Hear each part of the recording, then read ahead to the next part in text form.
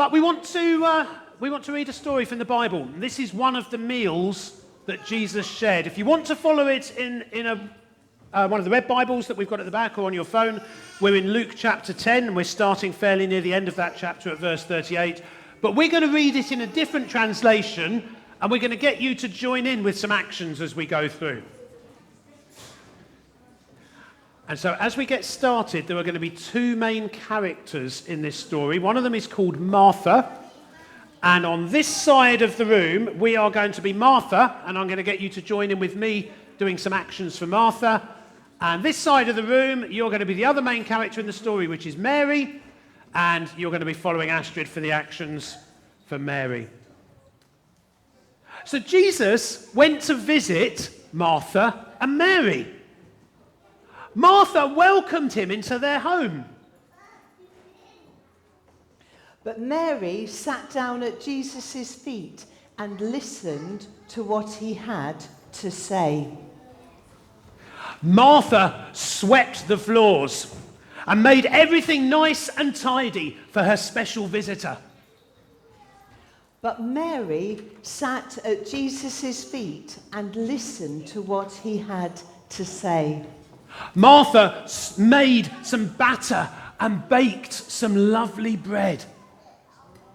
But Mary sat at Jesus' feet and listened to what he had to say. And Martha made some lovely cakes as well. I don't know how to mime cakes. How do you mime cakes? But Mary sat at Jesus' feet and listened to what he had to say. Then Martha prepared an entire roast lamb.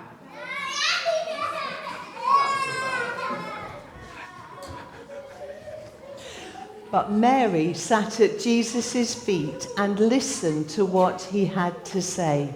Then Martha set the table.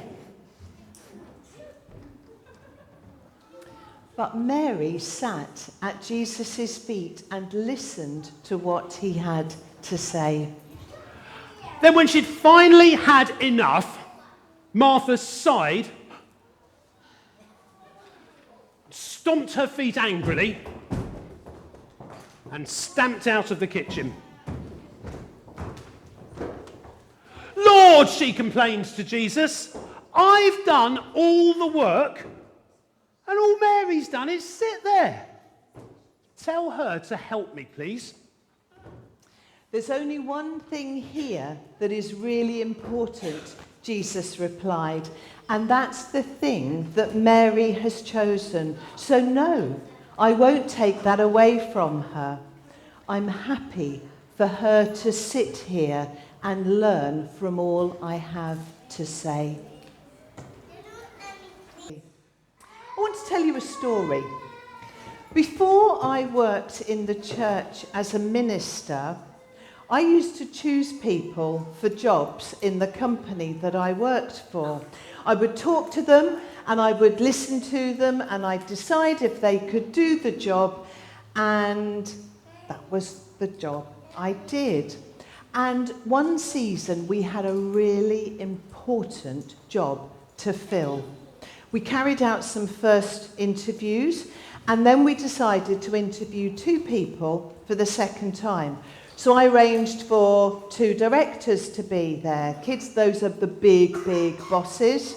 And I arranged for the line managers to be there. And they're the not quite so important bosses, but they do a lot of the work. And I made sure that the room was ready. There was coffee and biscuits and water on the table. The chairs were all laid out perfectly. We all arrived in the room and we waited for our first candidate to arrive. But they didn't turn up. And nor did the second. I had been so busy getting all the team ready and getting all the room ready and getting all my questions prepared ready, I had forgotten to invite the candidates. It was not a highlight of my career. My excuse was that I just wanted everything to be right. And I wonder whether there was something of this going on with Martha in the story that we've looked at today from the Bible. You see, Jesus travelled an awful lot, and he was often surrounded by people. And Mary and Martha and their brother Lazarus, they loved Jesus. They loved spending time with him. And so when he said that he was going to come to their home, I imagine that Martha wanted absolutely everything to be just right. She wanted it to be the kind of occasion, I imagine, that everyone was talking about for week after week. Do you remember the time when? What about? Do you remember that afternoon, that evening? And so I imagine Mary wanted the house to look perfect. It was her home, and she wanted the food to be specially nice. And so Mary got really busy. She got her chopping boards out, and she started chopping vegetables. Chop, chop, chop, chop, chop. And more. Slice, slice, slice, slice, slice. She got the nuts out, and she started chopping the nuts frantically. And she got more vegetables out, and these are herbs. So she got chopping the herbs as well. Chop, chop, chop, chop, chop. Then she started kneading the dough to make bread.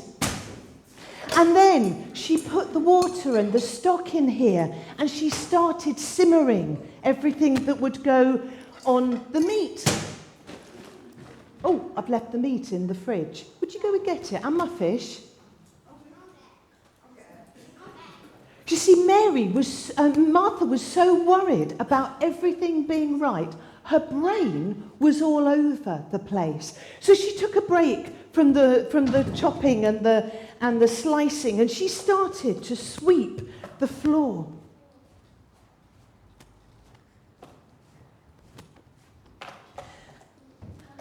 And when that was done, she thought, oh no, the animals. I need to feed the animals. And so she got the grain out, and she started to feed the animals.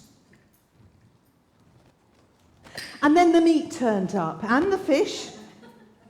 Thank you. And so she got the fish, and she put that in a griddling pan. Oops, there we are. She started to cook the fish on the griddle, and she put the meat in the saucepan, and she started to cook the meat. Only back in those days, she didn't have a kitchen where she'd have done everything. The meat and the fish, well, they would have been cooked somewhere else, outside, because she wouldn't have wanted the house to get smoky. So her meat and her fish were over here. And then she'd be running back, and she'd be throwing maybe some more seed at the animals, or chopping more vegetables, or doing something more with the herbs. And then she'd check her simmering here, and then she'd be back and she'd be turning the fish, making sure that that's good, and the meat. Wasn't Mary busy? And then she was thinking, I've got my really important guest. I need water. I need water for his feet. And so in between all of this food, she would be trying to put water in a bowl so that Jesus' feet could be washed. I now feel as hot as Paul does, but I haven't been playing the guitar. I feel tired just thinking about it. Did you feel hot and tired just watching? And those that ran off to get my meat and fish, thank you. You're probably hot and tired as well. And in all of this, there was Mary sitting at Jesus' feet, just listening to him. We can imagine why Martha was so cross. Cross enough to cause a scene. Jesus, she said, this is Mary's job too. Tell her to come and help me. It's not fair. But Jesus is really kind, but he's very firm. You're worrying about too many things, and you're missing the main thing. And the main thing was that Jesus was there. And the problem wasn't so much all the work that Martha was doing. It was that she was so busy doing it, she was missing the point and the purpose of the meal, which was to spend time with Jesus. And so I wonder whether when we have friends over to dinner or when we're doing jobs around here, serving in church, Jesus tells us to make time to enjoy the people that we are serving, whether it's at a dinner table or whether it's helping out in cafe or our children's work or up on the sound desk there. I wonder whether we can take that complicated meal down a notch.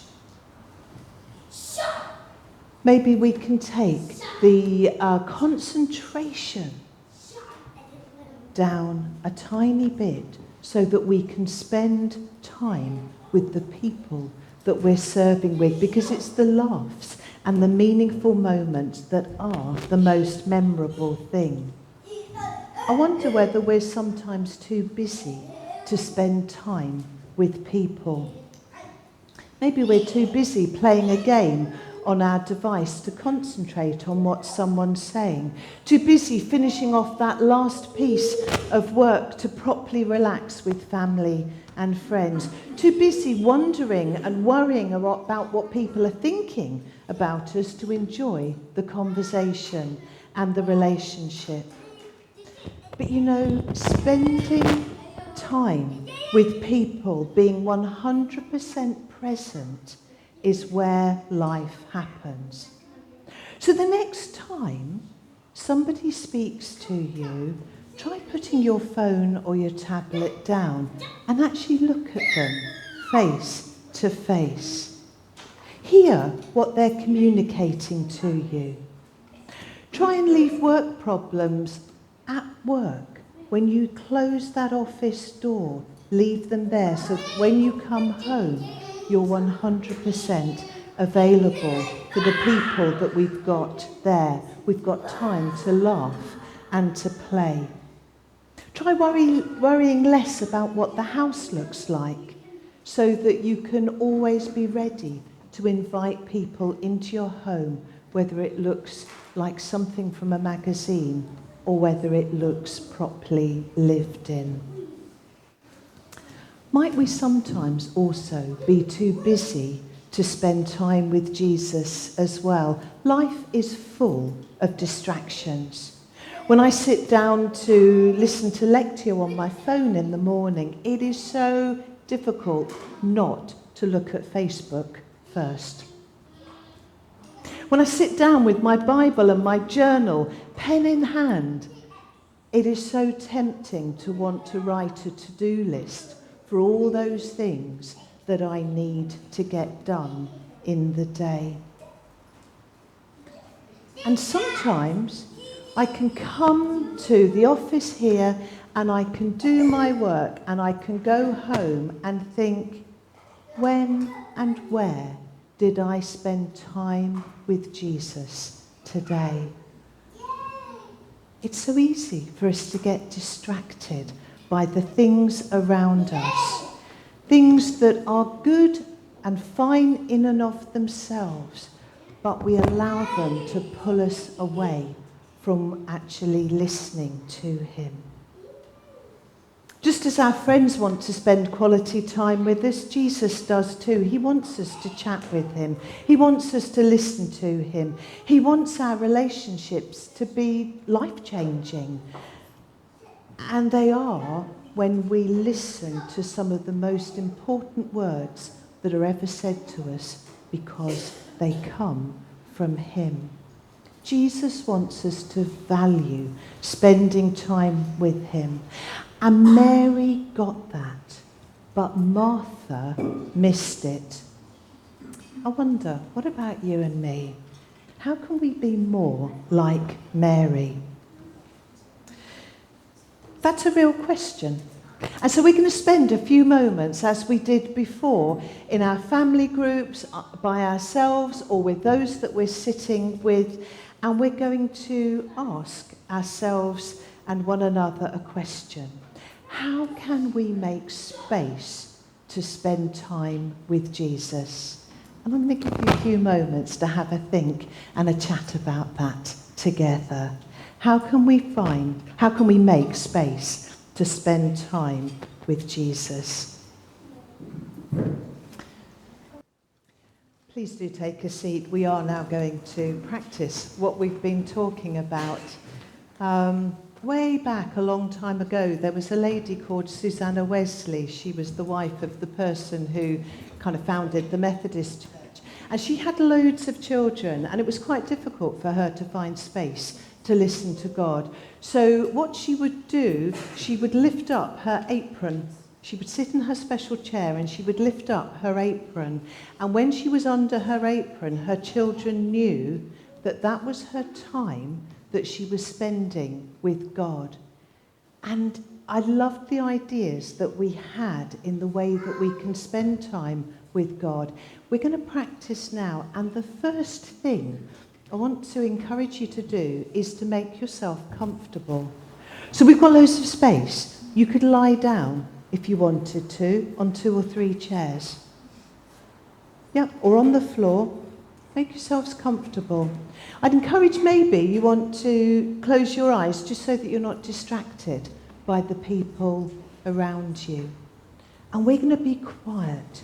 Children, we're going to be really quiet in the room for a few moments as we spend time trying to listen to God. So if you want to lie down, because that helps, please do that. You might want to hold your hands or even put them together, because that stops us fiddling with things. The first thing I'm going to encourage you to do is to put your hands in your lap. We're going to think about the things that distract us from spending time with Jesus. Our phones, games, our work, DIY and housework, the garden, social media, needing to keep busy, hobbies, interests. Just sit with your hands in your lap for a moment and think of the things that distract you from spending time with God. Now I want to encourage you to put your hands on your wrist where a watch might be. We're going to simply ask Jesus, Jesus, help me to spend time with you, because this is the most important thing.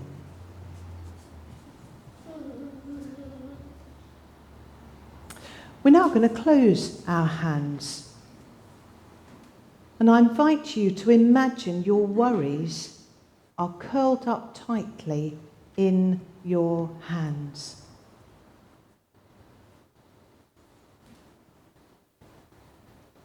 Now we're going to slowly open our hands and say to Jesus, Jesus, I give you the things that worry me. Show me how to concentrate on the things you have to say.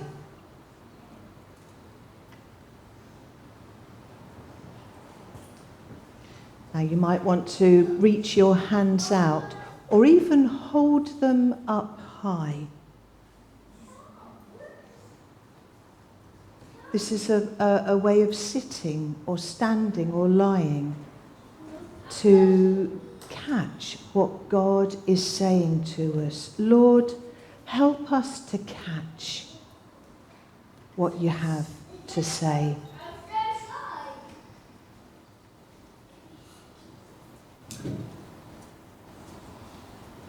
Now let's put our hand on our heart as we make this request to Jesus. Jesus, please be number one in my life every single day. Amen.